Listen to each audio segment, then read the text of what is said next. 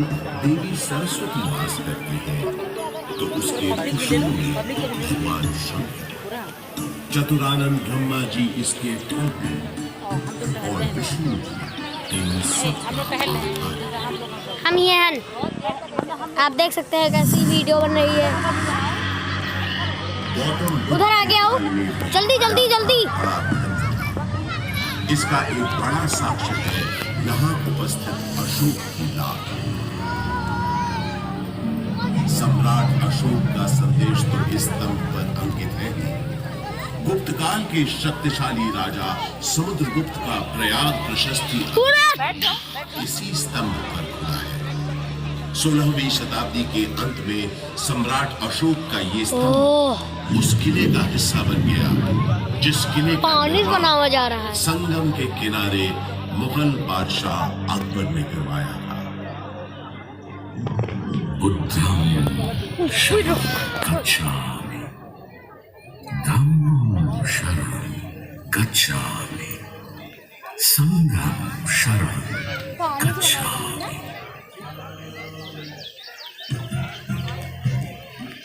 हजारों वर्ष पुराने इस प्रयाग नामक नगर के आध्यात्मिक और धार्मिक महत्व से बादशाह अकबर इतने प्रभावित हुए कि उन्होंने यहाँ एक नया शहर ही बसा दिया और उसका नाम रखा इलाहाबाद, जो वक्त के साथ साथ बन गया इलाहाबाद। अपनी भौगोलिक स्थिति, सुंदर आबो हवा और राजनीतिक महत्व की वजह से इलाहाबाद ब्रिटिश हुक्मरानों को भी बेहद पसंद आया और कुछ ही समय में ये शहर ब्रितानी हुकूमत का एक महत्वपूर्ण केंद्र बन गया। इलाहाबाद हाईकोर्ट इसका एक जीवंत उदाहरण है। देश के 4 उच्च न्यायालयों में से तो एक ये है ही। इसके अलावा अनेक महत्वपूर्ण और ऐतिहासिक फैसले देने का श्रेय भी इस न्यायालय को जाता है। शिक्षा के प्रसार के लिए अंग्रेजों द्वारा बनाया गया इलाहाबाद विश्वविद्यालय इस शहर को उनका दूसरा महत्वपूर्ण योगदान था। इलाहाबाद विश्वविद्यालय की स्थापना 16 नवंबर 1887 को हुई। पूरब का ऑक्सफोर्ड कहे जाने वाले इस विश्वविद्यालय का शुरुआती नाम न्यूयॉर्क सेंट्रल कॉलेज था। यहाँ का विजयनगरम हॉल और 7 खंडी मीनारें इतनी सुंदर और आकर्षक है कि आते जाते लोगों की निगाहें हर बस अपनी ओर खींच लेती है। 20वीं सदी की शुरुआत से ही इलाहाबाद हिंदी साहित्य का एक बहुत बड़ा केंद्र बनकर उभरा। ऐसी ही कुछ प्रसिद्ध शख्सियतों के नाम एकाएक तब याद आते हैं जब इस शहर से जुड़े साहित्यकारों की बात होती है, जैसे हास्य व्यंग के मशहूर शायर अकबर इलाहाबादी साहब, फिराक गोरखपुरी जो उर्दू के जाने माने शायर तो थे ही, अंग्रेजी भाषा के भी प्रकांड पंडित थे, महादेवी वर्मा हिंदी की सशक्त कवियत्री जो आधुनिक मीरा के नाम से भी जानी गई, सुमित्रा नंदन पंत हिंदी साहित्य के छायावादी युग के महत्वपूर्ण स्तंभ, मधुशाला के लेखक और हिंदी साहित्य के पुरोधा कवियों में से एक हरिवंश राय बच्चन और अपने नाम ही के अनुरूप हिंदी भाषा के निराले कवि सूर्यकांत त्रिपाठी निराला, जिनकी ये कविता देखा मैंने उसे इलाहाबाद के पत्थर, वो तोड़ती पत्थर, चढ़ रही थी धूप गर्मियों के दिन। दीवा का टमटमाता रूप, उठी झुलसाती हुई रूह, रुई जूं चलती हुई भूख, गर्द चिंगी छा गई, प्राय हुई दोपहर। वो तोड़ती पत्थर देखा मैंने उसे इलाहाबाद के पथ पर, देखा मैंने उसे इलाहाबाद के पथ पर। कला और साहित्य के साथ साथ राजनीति का भी खास गढ़ रहा है प्रयागराज। स्वतंत्रता संग्राम के अनेक शूरवीरों और गणमान्य व्यक्तियों का नाता इस शहर से रहा है। जैसे पंडित मोतीलाल नेहरू, राजश्री पुरुषोत्तम दास टंडन, महामना मदन मोहन मालवीय आदि। स्वतंत्र भारत के पहले प्रधानमंत्री पंडित जवाहरलाल नेहरू का जन्म इसी शहर में हुआ था। उनका घर आनंद भवन स्वाधीनता संग्राम की गतिविधियों का एक बड़ा केंद्र था, जिसकी वजह से प्रयागराज भी आजादी की लड़ाई का एक महत्वपूर्ण हिस्सा बन गया।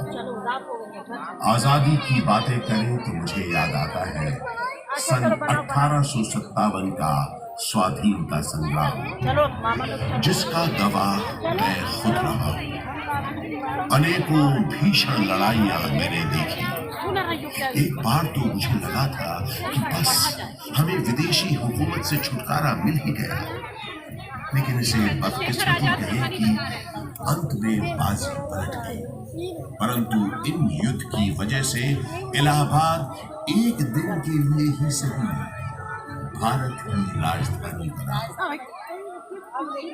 वो दिन था 1 नवंबर 1858। उस दिन प्रयागराज के मिंटो पार्क में एक शाही दरबार लगा था, जिसमें लॉर्ड कैनिंग ने महारानी विक्टोरिया का महत्वपूर्ण घोषणा पत्र पढ़ा।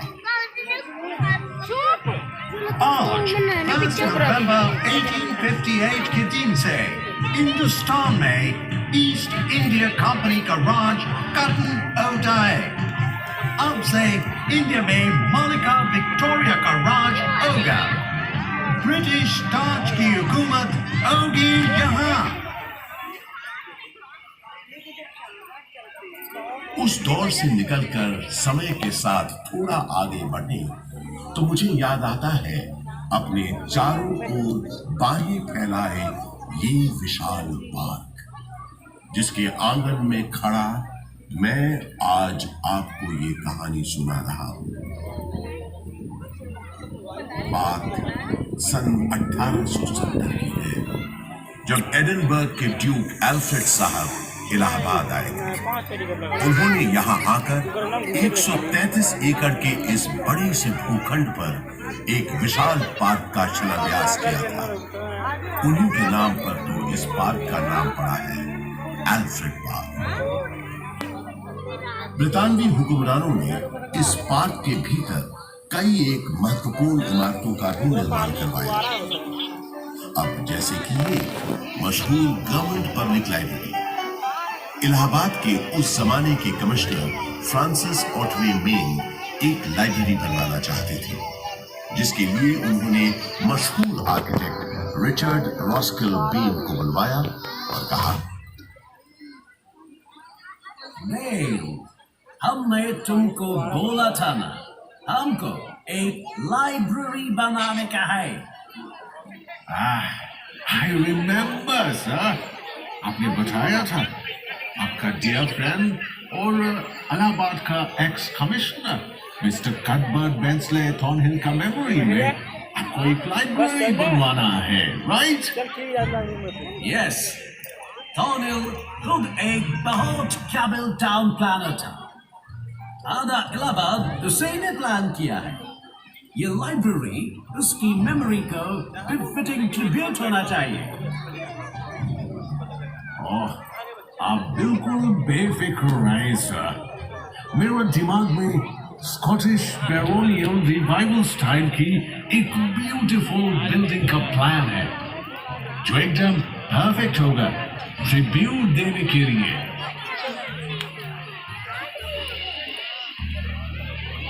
वादे के मुताबिक श्रीमान बेन ने एक बहुत ही खूबसूरत इमारत बनाई, जिसे उस जमाने में थॉर्नहिल बेन मेमोरियल के नाम से जाना जाता था। और आज हम इस शानदार इमारत को गवर्नमेंट पब्लिक लाइब्रेरी के नाम से जानते हैं। यहाँ इस लाइब्रेरी में लगभग 1.25 लाख से भी ज्यादा किताबें और अन्य ऐतिहासिक दस्तावेज मौजूद हैं। पूरे उत्तर प्रदेश में सबसे बड़ी लाइब्रेरी यही है। विक्टोरिया मेमोरियल कोलकाता में है, ये तो सब जानते हैं, लेकिन उससे थोड़ा छोटा मगर बेहद सुंदर विक्टोरिया मेमोरियल यहाँ प्रयागराज में भी मौजूद है, ये बात बहुत कम लोग जानते हैं। इसी पार्क के अंदर महारानी विक्टोरिया की याद में बनी सफेद संगमरमर की इस नियो गोथिक शैली की छतरी या कैनोपी का निर्माण सन 1905 में हुआ था और इसी कैनोपी में उनकी 7.5 फुट ऊंची मूर्ति का अनावरण अगले साल 1906 में हुआ। आजकल वो मूर्ति लखनऊ म्यूजियम में रखी है। इसी विक्टोरिया मेमोरियल के बगल में अंग्रेजों ने एक बैंड स्टैंड भी बनवाया। उस जमाने में ब्रिटिश सरकार के ज्यादातर जलसे और दावतें इसी पार्क में हुआ करती थी। उन कार्यक्रमों के दौरान यहाँ पुलिस बैंड बजाने का रिवाज था। इस संगीत का आनंद अंग्रेजों के साथ साथ कुछ रईस और रसूखदार इलाहाबादी भी लेते थे। ऐसा माना जाता है कि ये बैंड स्टैंड अंग्रेजों को एक बंगाली सज्जन बाबू नीलकमल मित्रा ने भेंट किया था।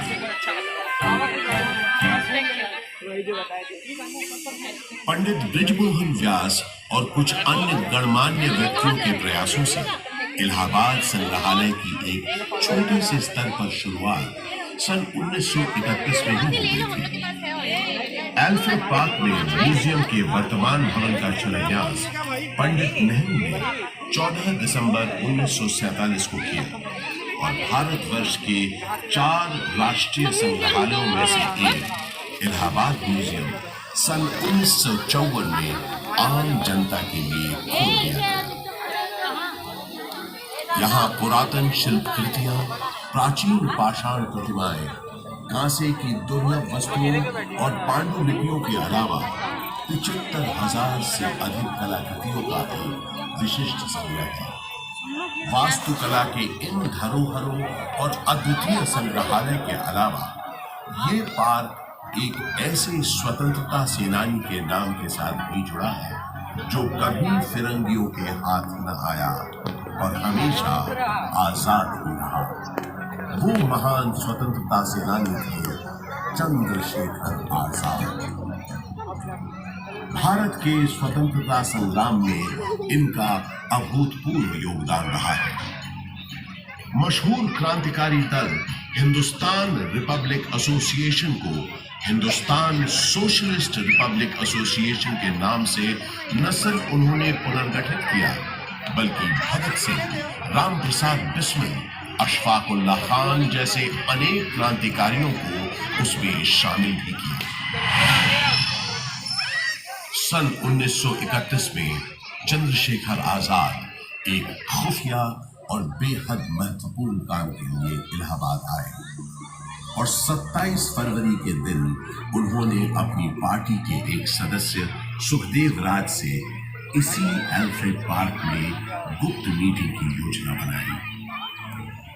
किसी भेदिए ने यह सूचना British police officer mister not power को दे दी। Hello, CID in charge Not Power this side. DSP Thakur Vishweshwar Singh से बात कराओ। अर्जेंट मैटर है। सलाम साहब, DSP सिंह बोलता हूँ। सिंह, 30 आर्म सिपाही लेकर एल्फ्रेड पार्क के पास मिलो फौरन। आपका मतलब कंपनी बात? यस कंपनी बात। क्वेश्चंस पूछ के टाइम मत वेस्ट करो, जल्दी करो। इस गद्दारी से बेखबर आजाद कंपनी बाग पहुंच चुके थे और पार्क में छुपे हुए थे। सुखदेव राज भी इलाहाबाद में अपने छुपने के ठिकाने से निकलकर उनसे मिलने तयशुदा जगह पर पहुंच गए। आजाद कहीं दिख नहीं रहे थे। सुखदेव ने उन्हें ढूंढना शुरू किया और आखिर वो दोनों मिल गए। गुरुजी, गुरुजी, गुरुजी। सुखदेव, किसी ने तुम्हारा पीछा तो नहीं किया? आप निश्चिंत रहें गुरुजी, मैंने यहाँ आते वक्त पूरी सावधानी बरती है। शाबाश सुखदेव, शाबाश। मैंने तुम्हें यहाँ बहुत जरूरी मंत्रणा के लिए बुलाया है। जी बताइए। मैं चाहता हूँ कि तुम और तुम्हारे 4-5 विश्वास पात्र साथी आजाद और सुखदेव की बातचीत शुरू हुए ज्यादा देर नहीं हुई थी कि नॉट पावर 30 राइफलधारी सिपाहियों के साथ यहां पहुंच गया। Mr. Chandrasekhar Tiwari, you have been surrounded by police. तुम्हें पुलिस ने घेर लिया है। तुम आज यहाँ से बचकर नहीं जा पाओगे। Surrender yourself. सुखदेव, तुम निकलो फौरन। नहीं गुरुजी, मैं आपको अकेला छोड़कर नहीं जाऊंगा। बहस मत करो, जाओ, ये मेरा आदेश है, जाओ। पर आप, जब तक मेरे पास ये मेरी बम्पर बुखारा है, मेरा कोई बाल भी बांका नहीं कर सकता। अब जल्दी जाओ यहाँ से, और जब तक मेरा अगला संदेश न मिले तब तक चौकन्ने रहना, संभल कर रहना। सुखदेव, अब जाओ यहाँ से, तब तक मैं इनको रोकता हूँ। पल भर में नॉट पावर ने आजाद पर गोलियां बरसानी शुरू कर दी। आजाद यहीं बगल में जामुन के पेड़ के पीछे छुपे पुलिस का मुकाबला कर रहे थे। जख्मी होने के बावजूद उस दिन उनकी गोलियों से नॉट पावर और डीएसपी सिंह दोनों घायल। आजाद के पास गिनती की गोलियां थी, जबकि पुलिस के पास न गोलियों की कमी थी न बंदूकों की।